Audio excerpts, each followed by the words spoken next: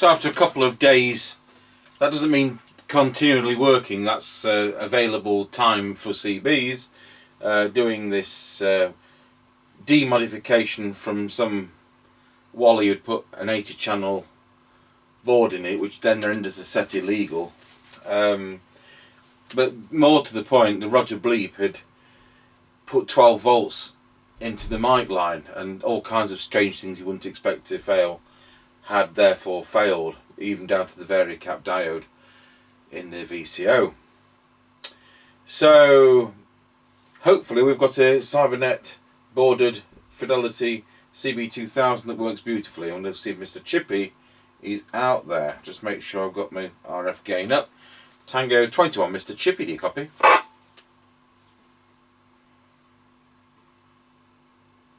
Yeah, Roger, just defrosting the car, frozen up a bit. Oh, it must be going colder again then. Roger that. At least it isn't -2, so the radio actually works. Well, it appears to be working at the moment, yeah. Wonderful, loud and clear. Right,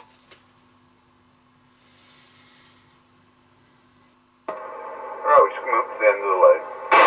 Roger got you at the end of the lane. Roger.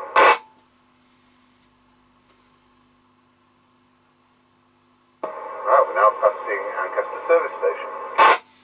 Yes, Ancaster service station has one piece of concrete now laid. Very good.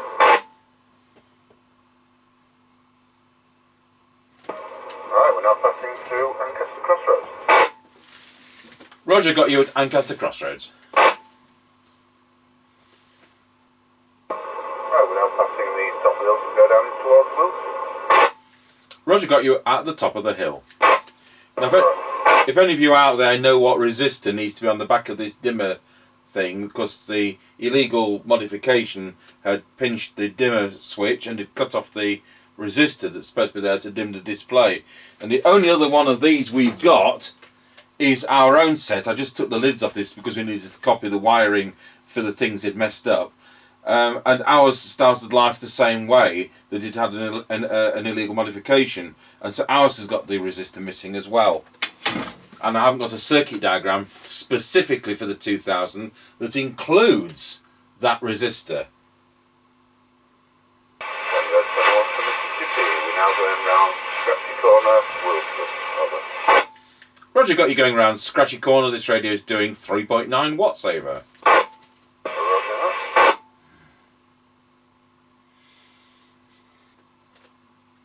Right, we're now going over Wilsford Level Crossing. Roger got you going over Wilsford Level Crossing.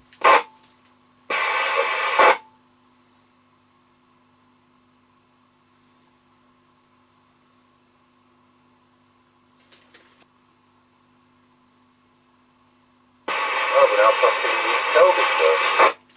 Roger got you at the Kelby turn. Now you'll notice this isn't as sensitive as some sets. When we did the sensitivity test, we got, for 12 decibel standard, we got 0.59. Sorry, 0.49.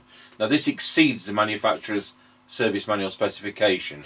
But we have had some exceptional cases where we've had like 0.19 and 0.2. So this isn't the exceptional one, but it exceeds specification. Right, we're now passing the Greyleys turn. Roger got you at the Greyleys turn. And that's our most difficult one.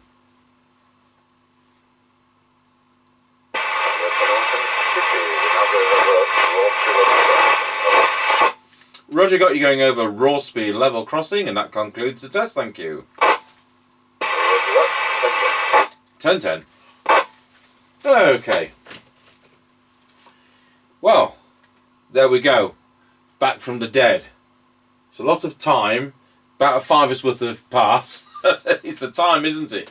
Because you know the kind of things that fail. You can read the circuit diagram and work out things.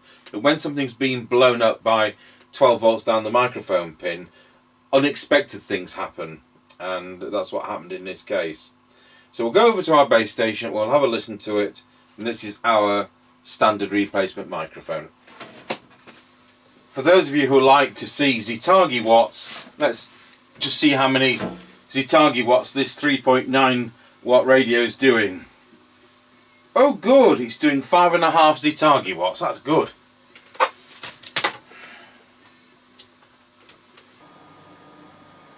Tango 21, testing the Fidelity CB2000 with our standard replacement microphone into our Harrier CBHQ base station.